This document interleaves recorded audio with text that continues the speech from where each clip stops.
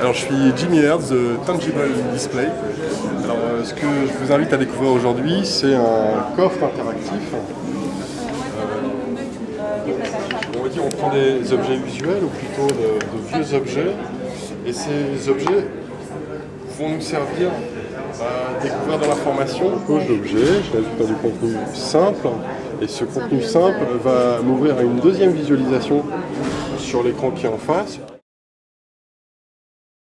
Une fois de plus, l'idée c'est d'avoir accès de manière très simple à des infos complexes. Donc là je pose cet objet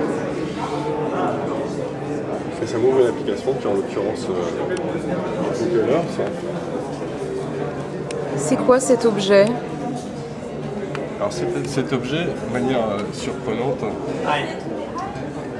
c'est une boussole. Ah, d'où Google Earth.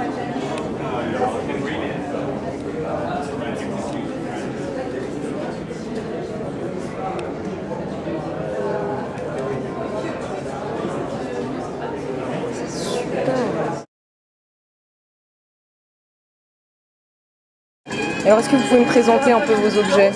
Là, cette pin-up girl, par exemple. Alors, cette pin-up girl, elle est extrêmement décalée, puisqu'en fait, elle nous invite à découvrir les inventions du passé. Ensuite, on a cet objet qui ressemble à une tour Eiffel, on peut le dire. Une tour Eiffel, et qui nous montre un peu le fantasme du vieux Paris. On travaille sur les interfaces tangibles, donc on explore comment accéder aux infos de manière simple, soit par le toucher, soit par les objets. On essaie de retrouver le sens des objets et de voir comment on peut les augmenter. Alors ce qui est assez intéressant, c'est que dans les interfaces informatiques aujourd'hui sont extrêmement froides et dénuées de retour haptique ou de retour physique. Donc l'idée c'est un peu de reprendre ce travail des objets quotidiens et leur manipulation, comment on rencontre un objet, comment on apprend à l'utiliser pour accéder de manière plus simple à des compétences. Pour l'instant c'est un peu on va dire le gimmick de l'objet qui nous évoque autre chose et qu'on peut aller découvrir.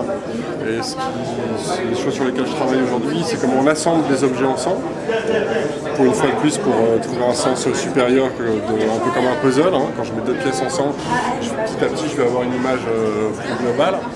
Et l'autre idée, c'est d'avoir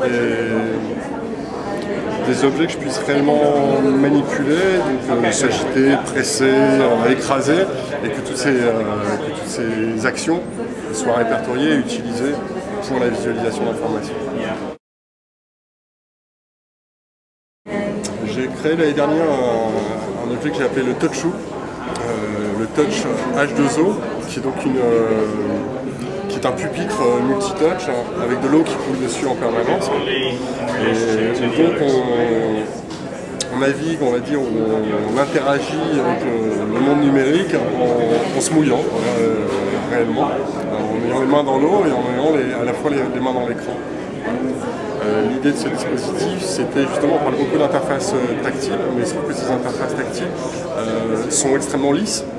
Donc en fait, il n'y a pas vraiment de retour haptique, il n'y a pas de granularité, il n'y a pas de retour physique. Donc là, c'était de dire, bon, travaillons sur ce sujet, qu'est-ce qui pourrait réellement me donner une sensation.